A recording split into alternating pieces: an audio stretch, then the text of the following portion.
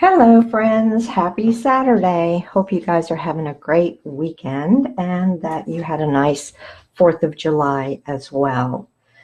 For today's project, I wanted to mix it up a little bit. I love working with our new stamp sets, as you can see in this right here, but I also don't want to neglect my older stamp sets that are still current. And this box is a great way where you can actually mix it up. For instance, here I used a new stamp set, but I used Calypso, Coral, and Berry Vanilla colors, which carried over from last year. And I really like the color combination and the fact that rather than using DSP, I was able to just create my own design on this box. And that's what we're going to do today. But instead of using new stamps with older colors, we're going to reverse it. We are going to use touches of texture. Absolutely love this. I didn't even get it until, maybe a month or two before the new catalog came out. So I like being able to just use it with current stuff as well. We're going to be using this floral image here, the bumblebee, and then we're also going to be using the splatter. We might use the little flower as well. We'll see how it goes. But when you're doing this project, you can use just about any stamp set that has a tall image on it.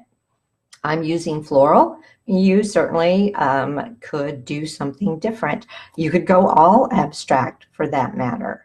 But this is what we're going to be working with. So that's the old. What's the new? I'm still going to use my Berry Vanilla, and I'm using the extra thick. This box is, I think, about 7 inches tall. So we want it to be sturdy so it actually can hold things without just collapsing. And the thick Berry Vanilla works well for that. And then here's our new. I'm going to use a brand new color. This is our Highland Heather, and I just am in love with this. So I thought it would be fun to go ahead and use a new color with the older stamp set. This is also a very, very easy project to make. Hi, Jean. Thanks for joining. I'll bet your weather's still beautiful up there in Delaware. All right, so how do we do this? I'm going to bring in my scoreboard, and I'll give you the dimensions. So my Berry Vanilla is cut at 9 inches by 8.5. So I just took an 8.5 by 11 sheet of cardstock and cut off 2 inches. Easy breezy. You want to put your 9-inch up at the top because we're going to do our first score line. And that is going to be at 2 inches. And remember that because actually all of our score lines are going to be in 2-inch increments. So I'll go ahead and put my score line in. And then we're going to put up the scoreboard for right now, because we need to go ahead and do our stamping before we go any further. I have my score line here at the bottom.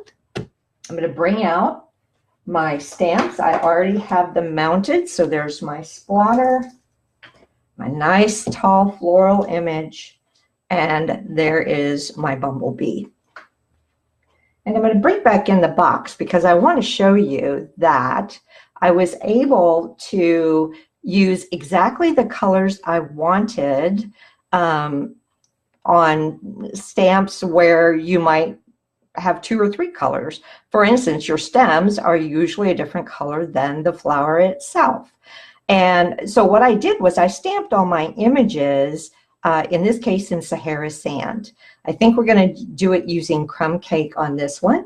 So I'll bring out my Crumb Cake, open it up, and we're going to go ahead and get started. We'll use our main floral image, and I'm just going to go ahead and ink that up.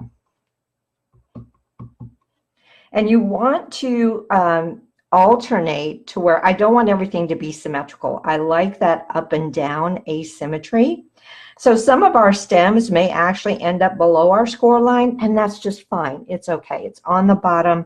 I'm not troubled by that. Also, I want to start off of the edge. That just makes it look more organic. So I'll decide where I want my first one, and we'll make this one kind of tall. So there's our first one. Ink it up again, and here's where I'm going to start varying it. Now on my other one, I actually used 2 different floral images. You can use as many as you like. So there's my second, and I'm just going to keep on going, varying up. Let's make this a really tall one. And you never know if you're going to get a full image on one of the panels or part of an image, but it wraps around to be continuous, so you really don't have to worry that much about it. And we'll do this one right there. And then I'll pull this one up again. And then we have room for one more. And this one, I'm going to make a really tall one again. So I'm just bringing the bottom of the stamp right at the score line. And that's all we're going to use, our floral image and our crumb cake. Go ahead and close this up. The other colors that we're going to use, I'm using one of last year's In Colors, Powder Pink. I'm using Highland Heather. And I'm also going to bring in some Pear Pizzazz. And I think what I want, now my Highland Heather and my Pear Pizzazz are for the flowers. For my spatter, that's where I'm going to use my powder pink. And that's the very next stamping that I'm going to do. The first thing I'm going to do is stamp it on my scratch paper just to see how bright it is. And as you can see, it's not very bright at all. So that's perfect. And you actually can completely skip this step if you like. But I did want to put just a little bit of the pink in there, not only as a color contrast, but also to make it look just a little more three-dimensional. And you could carry that up even higher if you wanted to, but I think I'm happy with that. Let me just do this a quick wipe with my chamois. We can always come back to it again if we need to. Okay, now for the fun part. We're going to go ahead and color our images. And to do that, all I need is the colors that I'm going to use. Again, that's my Highland Heather and my Pear Pizzazz and my blender pen. I'll start with my Highland Heather, and I want to put some ink into the top lid. To do that, I'm going to turn it over and just squeeze, and then open it up, and I have some ink there. And I'm going to take my blender pen, make sure it's clean by just scribbling it, and then start picking up color. And you can control the color by either picking up from the strongest part or by kind of mixing it together. And then very loosely, I'm just going to come in here and paint on my flowers. And you don't want to do a lot of scrubbing, because even though this is the very thick vanilla, you still can peel your paper. We're not using water, but it is moisture. So I'm just going to keep going in, picking up some color, and laying it down. And I'm being very loose about it. Some of my petals are going to be darker. Others are going to be lighter. And if you want, you can start with your darker color in the middle and then blend out. It's however you want to do. If you're starting to run dry, pick up more color and just pull it over. And I'm really not worried too much about even staying in the lines. I want this to look kind of abstract or watercolor-like. So just go in and wherever you see your flowers, scrub in some color. And if you start with just a little bit of color and you find that you're not getting areas that are dark enough, just close your pad, turn it over, and give it another squeeze to pull in more of that ink. So this doesn't take very long at all, and that's because, again, I'm not really being too careful here. Not even worried so much about shading. I certainly can come back if I want to and add even more color. We've got 2 out of our 5 flowers done. And I love this floral image. It is just, to me, so kind of vintagey looking. But I love wildflowers. I just took Winnie for a walk earlier today, and we have a little wooded area where we walk, and the wood violets are out. So pretty. And I think that's kind of why I decided to use my Highland Heather, because the wood violets are almost this color. They're just a little bit bluer.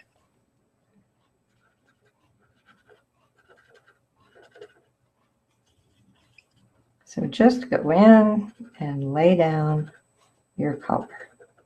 And as you can see, your blender pen will just keep spreading out color until there's no more for it to spread, which is why I have to keep going back every now and again and reloading my blender pen.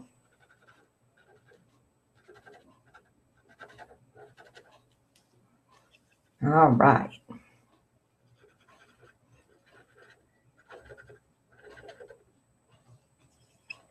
Jean, did you do anything fun for the 4th?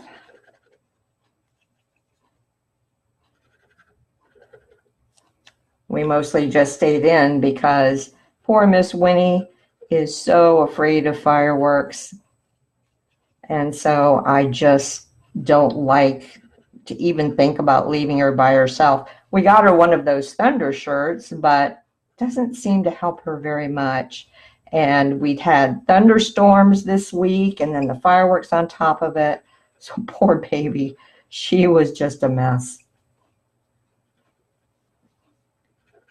All right, we're moving on to our last one here.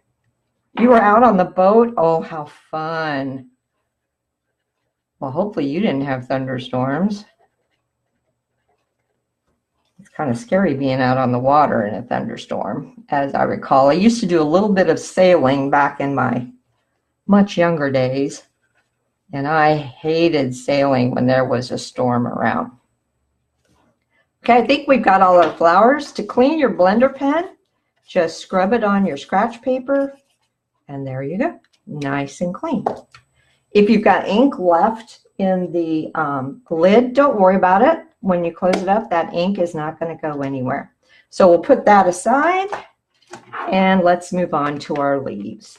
I've already got some some Pear Pizzazz in here because I've used it previously. So I'm just going to grab some of it.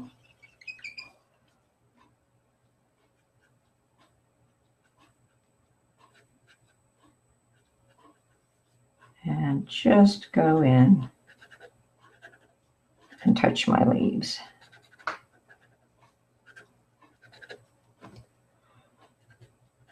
Yeah, the leaf part always seems to go much faster. Guess because we don't need as much ink for that.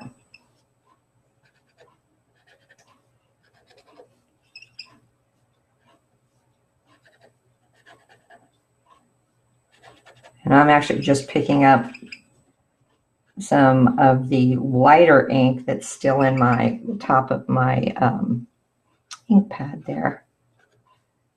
It reactivates even though it's dry. As soon as I put the blender pen in there, there's just enough moisture in that blender pen to reactivate the ink.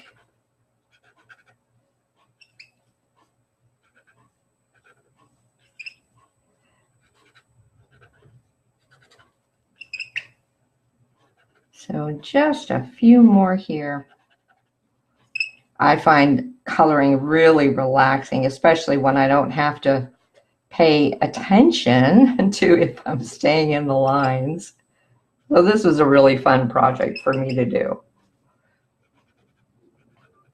And the Wild West Wisteria, I'm sorry, listen to me. That's a retired color that I did love. The Highland Heather, there you go, Linda, pairs up really well with the Pear Pizzazz.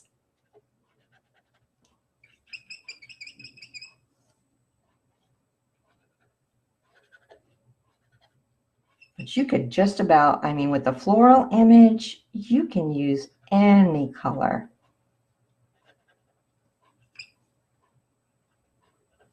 Okay, I think we've got all of our coloring done.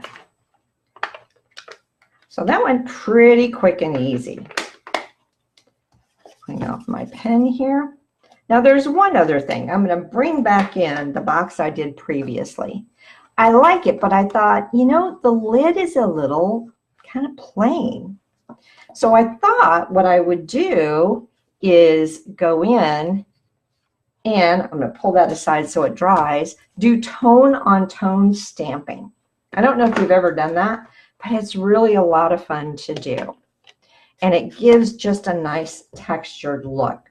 I can either use the same floral image, or I could even come in here and I could choose a different one. And actually, you know what? This lacy pattern is really pretty.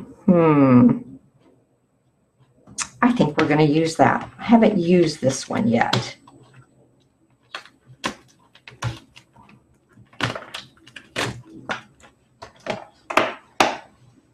And again, I want it to wrap around the lid, so I'm going to do this stamping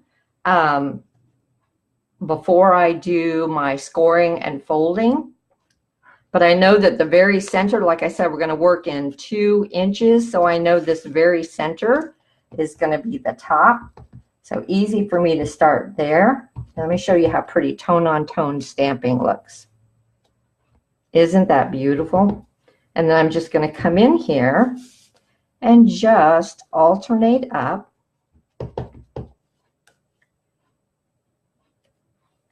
Getting a nice design going. Let me come over here before I get too much further.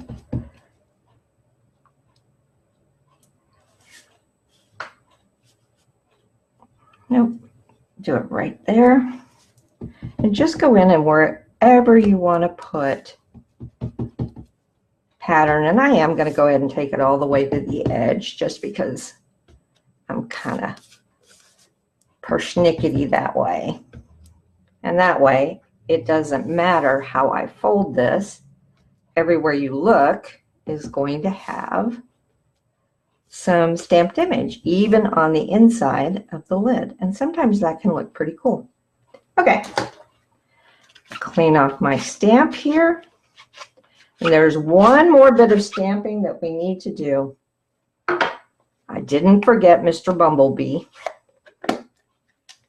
So I'll pull him in. You might even put some little bumblebees on the lid here. What the heck? Why not? It'll be fun. It's a small image. So wherever I've got any open areas, I can go in and put in a little bee. We need our bees.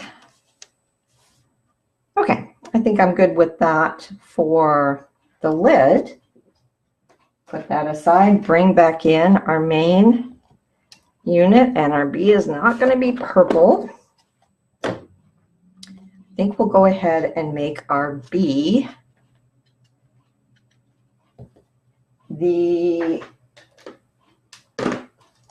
should we do them in black?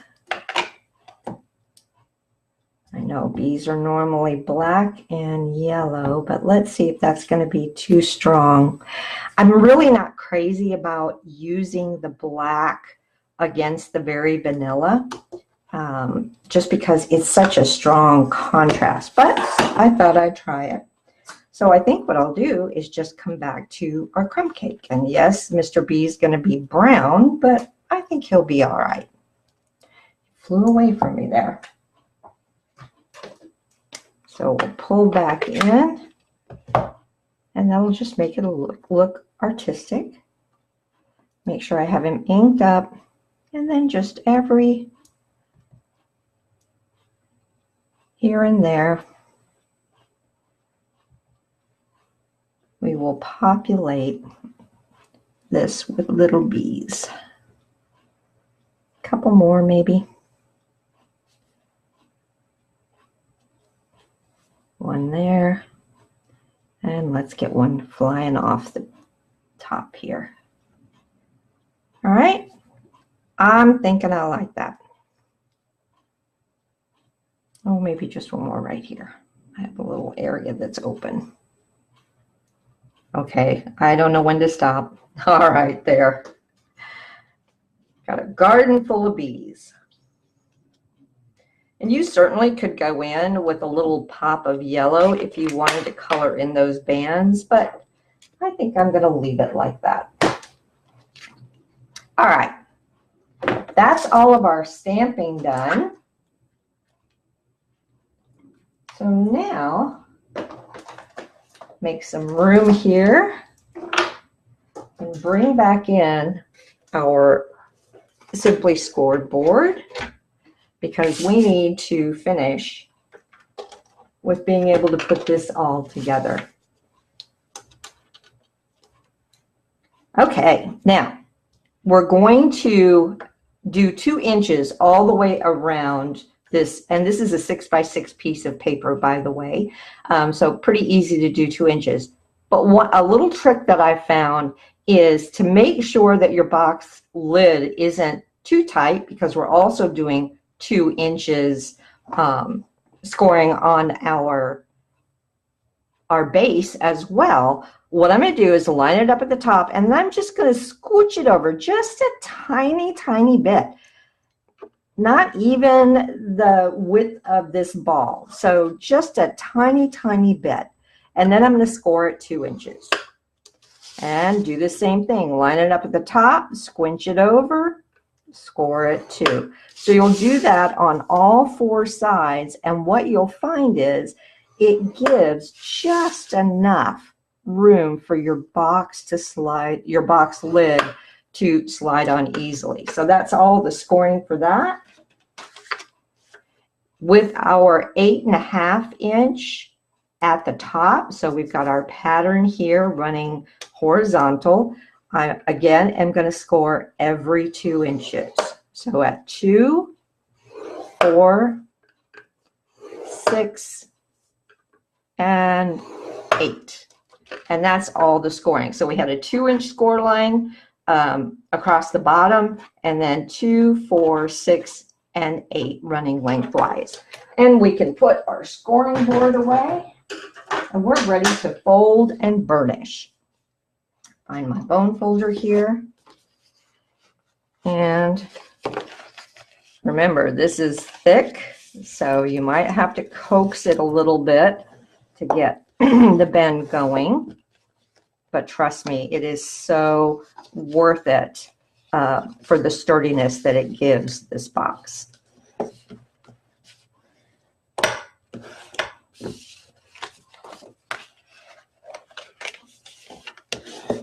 And burnishing just really gives it those nice, crisp, clean edges. All right, one more for this. And then while I've got my bone folder out, let's go ahead and fold and burnish our lid.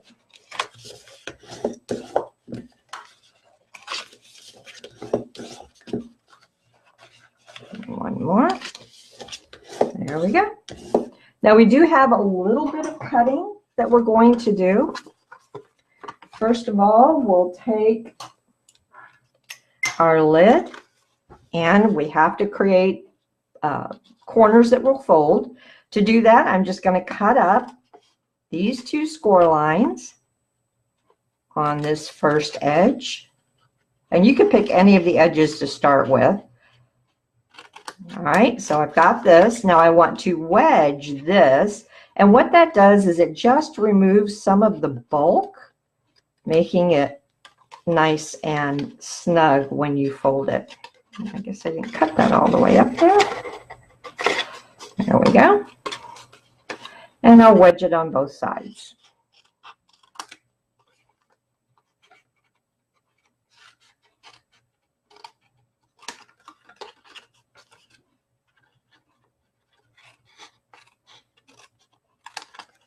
And then also to cut down on bulk, I'm going to cut the two end flaps, cut just a little bit off of them to make them smaller.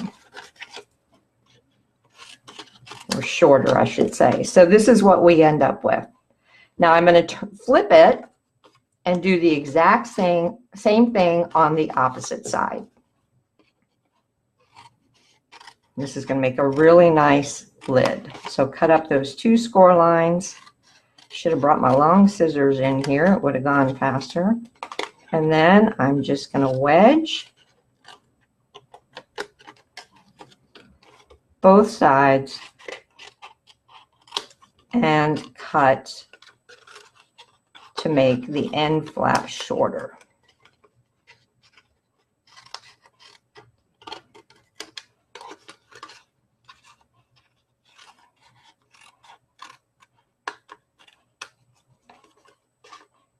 And they don't have to be exactly even. Boy, I cut that one really cattywampus though. There we go. And that is all the cutting that we need to do for the lid. Now for the base, not very much cutting at all. First of all, you've got this little rectangular piece on the end. We're going to go ahead and cut that away so that we have a flap to adhere our base together. So I'll cut that away. And then I am going to notch or angle this right here just to make it less bulky at the edge. Okay. And we're going to run tape down through here, and that's how we'll close it up. The last thing is just to cut straight up the score lines at the bottom here, all the way up to that score line going horizontal. We will not wedge these because I want a square bottom. So that's what we have. So very little waste with your cardstock when you're making this project. Let's go ahead and assemble it. Like I said, we're going to use some tear and tape here to seal this up. And you want to run your tear and tape right up against that score line without going over it. That way you don't end up with a gap when you close your box.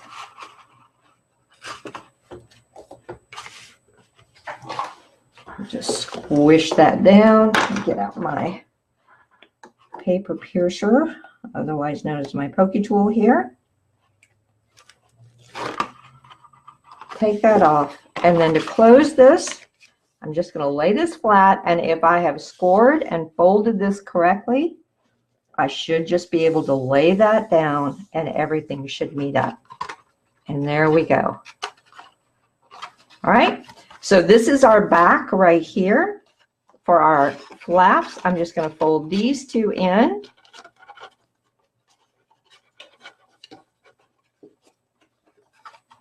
See, where's my back again? There's my back. Oops, I'm doing it wrong. Sides in. There we go. And then that front folds all the way to the back, and that way it gives you a nice bottom. So what we want to do is, first of all, I'm going to use a little fast fuse on this just because it'll go faster. And I'm only going to do 2 flaps. So my side flaps that went in, not that worried about. You certainly could go ahead and put glue on that one if you wanted to, or tape, but it will hold close just fine if I take and match those up. So I'm just going to put fast fuse on 2 flaps, and I'm going to run it. Oops. Couple of strips, square up my box. I know it's a little hard to see. This is kind of tall. Square up my box and lay my flap down. And do the same thing here. You can use tear and tape. You can use multi-purpose liquid glue, whatever adhesive you are comfortable with. And there we go. Now, I cut one of my flaps not dead center of my score line, so I have a little bit left over there. It doesn't affect it being able to stand up, but you can neaten it up with your scissors, take any overhang off. Okay, so there we go. Now let's go ahead and put together our lid. And this is really easy. You're going to put tape or glue on the 4 short flaps.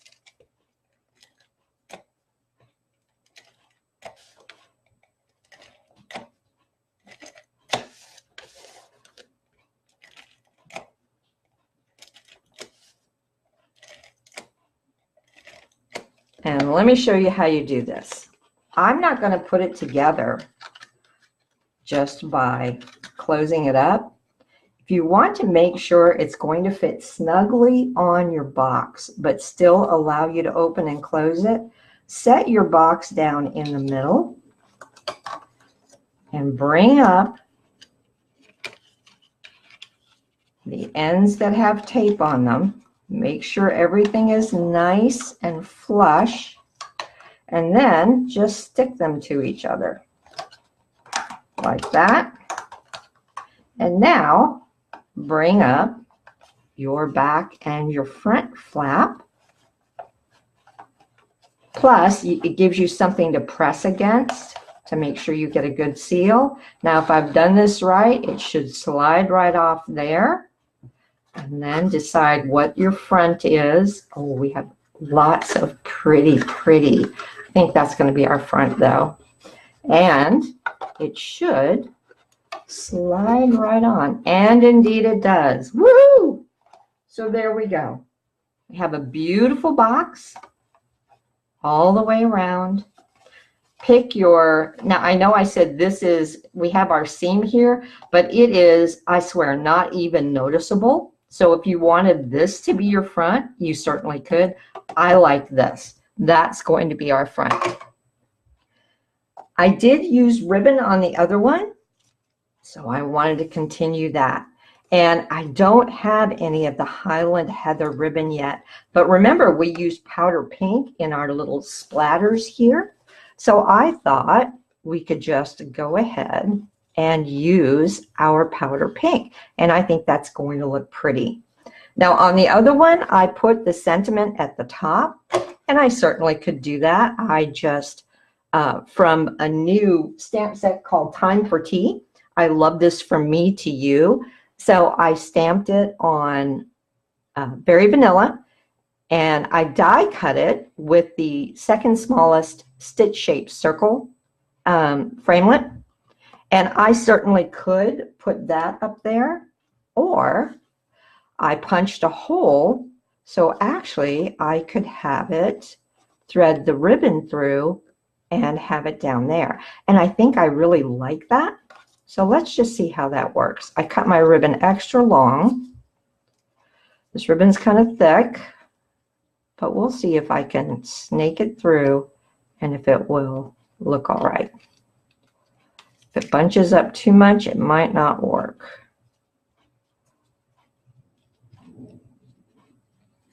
Ooh, y'all, I think we're getting ready to have another thunderstorm.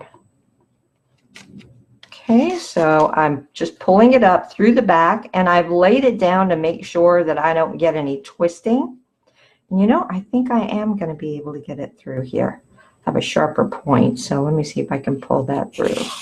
Oh yeah, that worked just fine. I need a little more ribbon on this side though, so let's pull that through.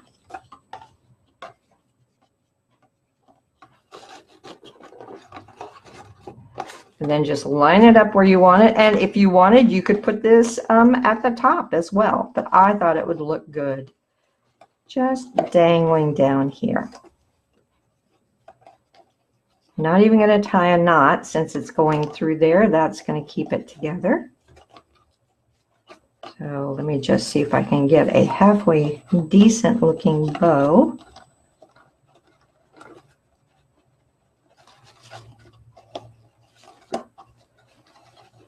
Maybe yes, maybe no. Come on, tails. This might work. Kind of big, but let me just inch it down a bit. I tend to like a little bit of a smaller bow. And there we go. So now all I need to do is cut my tails. And voila. If you wanted to put any more embellishments on there, you certainly can. If you decide, since we made this the front, that you want a different part to be your the front of your lid, you can do that as well. But there we have 2 boxes made using both old products and new products. Wow, I see quite a few people joined. Hi, Lee. Hi, Chris. Hey, Karen. Glad that you all took some time out to come and join me. This is a really fun project to make, and I love that it doesn't take a lot of products. I used a 6x6 piece of colored cardstock for the lid, and then an 8.5 by 9 inch very vanilla. You certainly could use Whisper White as well for the base. And then it was simply picking out what stamps I wanted to use and what inks I wanted to use. So that is what I wanted to show you for today's project. I hope you enjoyed watching the video. If you need any supplies at all, remember to visit me, Cards by Winnie, at cardsbywinnie.wordpress.com, and you'll go right to my store and you can make your purchases there. If you have any questions about how I made this, please drop me a comment and I will be sure to get back with you. Thanks again, everybody, and we'll see you next week. Bye-bye now.